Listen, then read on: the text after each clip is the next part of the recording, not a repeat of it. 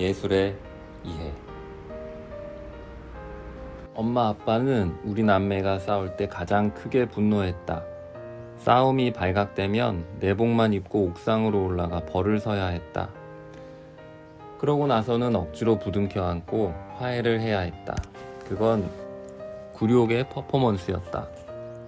그래서 동생이 미울 때면 커다란 장롱 뒤 구석진 틈에 동생을 데리고 가 몰래 때렸다. 동생이 으앙하고 울기라도 하면 모른 척하고 다른 방으로 건너가 어른들이 부를 때까지 시치미를 뗐다. 승자의 시간은 오래가지 않았다. 동생이 초등학생이 되면서 상황이 역전된 것이다. 터미널 오락실에서 스트리트 파이터라는 게임을 즐기던 동생은 게임의 기술을 현실에 적용하기 시작했다. 방에서 아도오겐 하면서 주먹을 쥐고 달려드는 동생은 길어진 팔다리만큼 강해 보였다. 그때부터 우리는 싸우지 않았다. 같은 엄마의 포궁에서 나왔다는 것 말고는 공통점이 별로 없는 남매였다. 성격도 취향도 적성도 모두 달랐다. 그런 동생에게 글을 쓰기 위해 예술대학에 가겠다고 말했다. 누나가 남자였으면 정신 차릴 때까지 때렸을 거다. 남동생의 첫 반응이었다. 어려운 가정 형편에 당장 돈을 벌어도 모자랄 판인데 작가가 무슨 말이냐고. 세상 물정을 몰라도 너무 모른다고 했다. 가난한 사람은 예술을 배워볼 수도 없단 말인가? 동생뿐만 아니라 절친한 언니도 예술대학에 가는 것을 말렸다. 글쓰기가 아닌 미용 기술을 배워서 빨리 집안의 보탬이 되는 게 옳은 일이라고 말했다. 하지만 나는 언제 풀릴지 모르는 집안 형편보다 내가 진짜 이룰지도 모를 꿈이 더 중요하다고 믿었다. 그래서 타협처럼 2년제 대학을 선택했다. 빨리 배워서 돈 되는 작가 일을 시작하고 싶었다. 꿈을 이뤄서 가족을 지키고 싶었다. 대입 실기시험을 치러 가는 날 아침, 가방을 챙기는 내게 동생이 말했다. 고속버스 터미널까지 태워다 줄게. 데려다 줄게를 잘못 발음한 줄 알았다. 택시를 함께 타고 가자는 말인 줄 지레 짐작하고 알겠다고 대답했다. 밖으로 나가니 전봇대 앞에 오토바이 한 대가 세워져 있었다. 운전대에는 끈달린 까만 헬멧이 매달려 있었다. 누나야, 타라. 운전할 수 있어? 누나야, 믿어라. 동생은 친구에게 빌린 오토바이라고 설명했다. 택시를 타고 갈 생각에 느지막이 나왔건만 당황스러웠다. 나는 오토바이에 타서 동생의 허리를 붙잡았다. 헬멧은 하나밖에 없어서 동생만 쓰게 됐다. 엉덩이를 들썩이며 편하게 자리를 잡는데 동생이 멈췄다. 잠깐만, 다시 내렸다가 타라. 동생은 오토바이를 낑낑거리며 들어 반대 방향으로 돌렸다. 그 모습을 보면서 오늘 잘못하면 죽을 수도 있겠다는 생각이 스쳤다. 그냥 빨리 나와서 버스를 탈걸. 탈탈탈탈 속도를 내는 오토바이에 앉아 찬바람을 정면으로 맞으며 뒤늦게 후회했다. 동네를 벗어나 넓은 2차선 도로로 나가자 오토바이는 질주했다. 천천히 가자는 말에 동생은 끼야 하고 괴상한 소리를 내며 핸들을 비틀었다. 신호에 걸리지 않는다면 터미널은 5분 거리였다. 금방 가니까 하며 추스렸던 마음에 빨간불이 켜졌다. 와씨, 경찰차다. 고개 숙여라. 동생의 몸이 긴장한 듯 움츠러들었다. 오토바이 사이드 미러로 보니 뒤따르는 2대의 차 뒤로 정말 경찰차가 따라오고 있었다.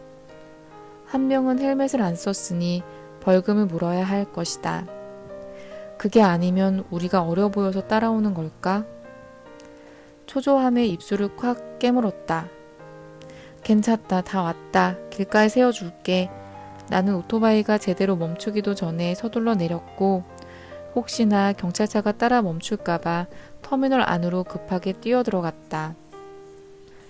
전날 밤에는 실기시험에서 어떤 문제가 나올지 긴장했는데 아침에는 아예 시험장에 도착하지 못하고 경찰서에 끌려가 조사를 받을까 걱정하고 있었다. 동생의 인사를 대신하듯이 부항하며 오토바이가 멀어지는 소리가 등 뒤에서 들렸다. 내가 대학을 졸업하고 일을 하는 동안 동생도 대학생이 됐다. 아빠의 뜻대로 취업 잘 되는 전문 대학에 함정특수장비학과에 진학하더니 1학기 만에 관두고 군대에 갔다. 가끔 동생은 나를 원망하는 말을 했다. 누나는 맨날 하고 싶은 걸 하고 산다고. 집안 형편도 모르면서. 그 말을 들을 때마다 미안하고 속상했다. 내가 멀리 대학을 간 바람에 동생의 다른 선택지를 없앤 것만 같았다. 이제 20살. 나는 동생에게 글을 써야만 하는 사정을 충분히 설명하기가 어려웠다. 대신 군대에서 생활하는 동생에게 예술의 이해를 돕는 책을 보냈다. 총 4권이었다. 김점선, 바보들은 이렇게 묻는다. 체게바라, 체게바라 자서전. 기영도, 입속의 검은 잎.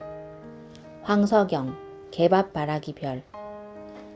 김점선 화가가 그리고 쓴 책에는 독자가 페이지를 디자인할 수 있도록 플라스틱 칼이 들어있었다. 매 페이지를 칼로 찢어야만 페이지를 넘길 수 있었다. 내무반에서 조심스럽게 칼로 페이지를 찢고 있던 동생은 다급하게 자신을 호명하는 고참의 목소리를 듣고 깜짝 놀랐다. 김영주 일병, 그 칼 어디서 났나? 책에 들어있었습니다. 동생은 영문도 모르고 책을 압수당하고 상담을 받아야 했다. 한창 군대 내 폭력과 자살이 이슈가 되던 때였다. 동생은 진땀을 흘리며 책에 관해서 설명해야 했다. 나머지 책도 문제가 됐다. 빨간색 표지의 반란군 이야기인 체게바라 자서전과 기영도 시집이 군대에서는 불온서적으로 분류된다는 것을 뒤늦게 알았다. 모두 수신자 부담으로 걸려온 동생의 전화로 들은 사실이었다. 내가 군생활 잘해서 휴가증만 3개인데. 잘했네. 누나 덕분에 이제는 어딜 가도 병장님이 따라 붙는다. 관심을 많이 받게 됐어. 그래도 개밥바라기 별은 괜찮았지? 왜? 실화인 줄 알았는데 끝까지 보고 나니까 소설이더라. 침묵이 찾아왔다. 작가가 되고 싶은 누나를 이해해줬으면 좋겠다는 바람으로 보낸 일방적인 예술 폭격은 서로에게 상처만 가져다 주었다. 동생의 휴대폰에 저장된 내 이름은 삼류 작가다. 어느 날 삼류 작가와 동생이 함께 연극을 보러 갔다. 동생이 군대를 제대하고 한참이나 지났을 때다. 좋아하는 박근영 연출가의 작품인 너무 놀라지 마라가 창원 성산아트로에서 상연했다. 엽기적이다 할 정도로 비도덕적인 가족의 이야기를 다룬 극사실적인 연극이었다. 서울 대학로에서 호평을 받은 작품이 1년이 지나서 창원에 재상영된 것이다. 지방 사람에게는 흔치 않은 기회였다. 도박빚 때문에 가출한 아내, 집안을 돌보지 않은 영화감독 장남, 그리고 목을 매달고 자살한 아버지까지. 폐륜이라 부를 수 있는 소재가 다 나왔다. 동생은 라이브로 연기가 펼쳐지는 무대에 긴장한 듯 했다. 그리고 어떤 대사에서 벼랑간 웃음이 터졌다. 전혀 웃기지 않은 사랑이었는데 미묘하게 동생은 개우 코드를 건드린 모양이었다. 문제는 관객 아무도 웃지 않는 진지한 분위기였다는 것이다. 끄끄. 어깨를 들썩이며 웃음을 틀어막는 동생이 우스워 나도 같이 터지고 말았다. 우리는 연극에 해가 되지 않기 위해서 최선을 다해서 입을 틀어막다가도 서로를 흘낏 쳐다보다 또 터지고를 반복했다. 제발 조금의 소금이라도 무대에 흘러 들어가지 않기를 빨리 연극이 끝났으면 하는 마음이 들었다. 드디어 연극이 끝나고 배우에게 박수를 보내는 시간이 찾아왔다. 연극을 볼 때 내가 가장 좋아하는 순간이었다. 배우 한 명 한 명 나올 때마다 긴 박수를 보냈다. 언제까지 쳐야 하는지, 얼마만큼 쳐야 하는지 고민이 되지 않았다. 내가 줄 수 있는 박수를 이 순간에 모두 보내고 싶었다. 언제까지 쳐야 하냐고 농담을 던질 것 같았던 동생도 자세를 고치 않고 큰 박수를 보냈다. 우리는 로비 밖으로 걸어 나와서야 터트리듯이 큰 목소리로 대화를 나눴다. 아까 왜 그렇게 웃겼지? 와, 웃겨 죽는 줄. 동생은 또다시 눈을 접어가며 웃었다. 나는 그 뒤로 다시는 동생에게 연극을 같이 보러 가자는 말을 하지 않았다. 그리고 10년이 흘러 남편과 대화하던 동생에게서 우연히 그때 그 연극의 소회를 들을 수 있었다. 누나 때문에 연극을 처음 봤는데요.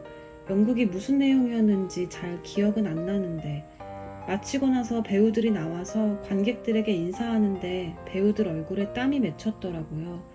그게 뭉클하고 감동적이라고 해야 하나? 말로 다 표현을 못 하겠는데 아무튼 와, 이래서 연극을 보는구나. 그렇게 말하는 동생의 얼굴을 빤히 쳐다보았다. 나를 이해해줬으면 하는 마음으로, 예술을 함께 즐겼으면 하는 이기적인 마음으로 책과 연극을 권했던 건데. 다행인지 불행인지 동생은 잊지 못할 책으로 여전히 군대에서 읽은 4권을 꼽는다.